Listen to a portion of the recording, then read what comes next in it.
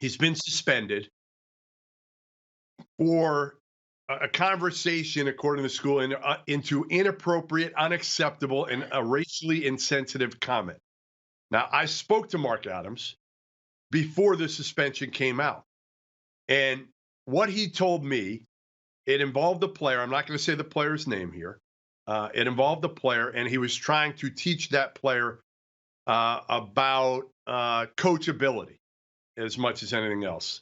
And within that, he said to me that he referenced a scripture, Mark Adams, very, very religious, about the servant and the master. Okay. The player did not take it well.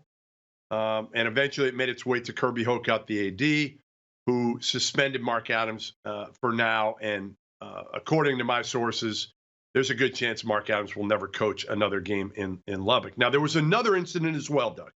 Another spitting incident earlier this year, a couple weeks ago, in which he spit on a player and basically was heard saying, I can spit on you. I can spit on you. I can do whatever I want. Adams told me he did not recall saying that. But again, multiple people that I talked to said they heard it. What do you make of this whole Mark Adams situation, Doug? Well, there's definitely more there. You and I have talked more off air than on that there's a lot of weird stuff that's gone on. And I don't believe Mark Adams be a racist. And I think there's a gigantic disconnect in this generation where, frankly, they have no understanding of what they're hearing, because you hear the word master bedroom they're trying to take out of, and you assume that it's some sort of thought of the days of slavery. It's not.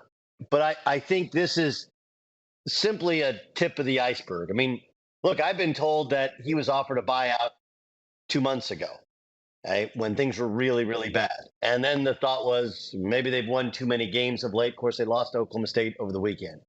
There's a bunch of stuff there. They've mismanaged the portal and the decisions they've made. They've mismanaged the roster. I think there's a lot of envy, jealousy, or bad feelings because he brought his son on staff, and that's unsettled things.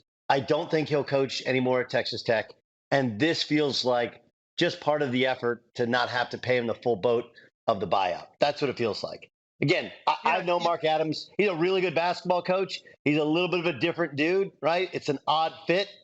But this is just one of the litany of issues of mismanagement there in a wildly dysfunctional basketball program. And the only question is really, how much do they have to pay him, and would they bring Chris Beard back? That's really that's the only two questions. You hit the word perfectly, disconnect. A 66-year-old white man who, again, I had an 18-minute conversation with him on Friday night, and so much of it was about religion. And my take on that is, you don't need to coach religion to these kids. That is not going to work. Coach them. Listen. You live in Massachusetts, okay, and sometimes for 6 weeks in Charleston, okay. It's very different in Texas. It's very different in that southern part of the Midwest, Oklahoma, and then into the Southeast. I disagree with you. And I also remember he was a wildly successful junior college coach just down the street for a long time. So the idea that he's not comfortable in a room with black men and mixed race kids and kids from all over, I think is laughable. But there is a disconnect. There is a disconnect in terms of his ability to normally communicate with kids. He's just not. He's a lock himself in a room, watch a bunch of tape, and try and fix a team by watching tape sort of guy. And that's not how this generation works. He is in the people business, and they have bad people skills. Doug, the boosters were already done with him.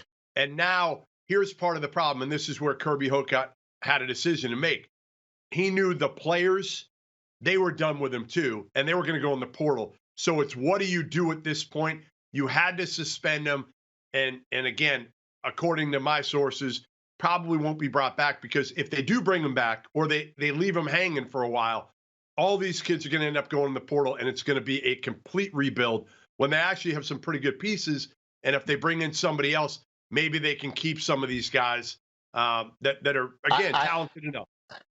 I had a parent on the team who told me that my son plays for two head coaches, the collective and for the head coach. Okay. And it's an impossible situation. And remember, as much as you want to say, hey, I don't need those guys, I don't need those donors, they're doing a massive project to fix the end zone in their stadium. And they have some cost overruns that in classic West Texas style. And those same donors are like, hey, you know what? If you want that money, guess what? I'm not paying into the collective. And the second the money runs out from the collective, you don't have a team because all the kids are like, I'm out. So, yes, this is very likely happening. I don't think he's a racist. I do think it was probably delivered in a way in which there wasn't a great connection. You have to explain why you're saying things, not just what, but it's more of the disconnect and so much of the discord in a crazy dysfunctional season. It's actually more of an upset that they won a couple games at the end of the year than anything else. Because I told you that thing was a flaming dumpster fire.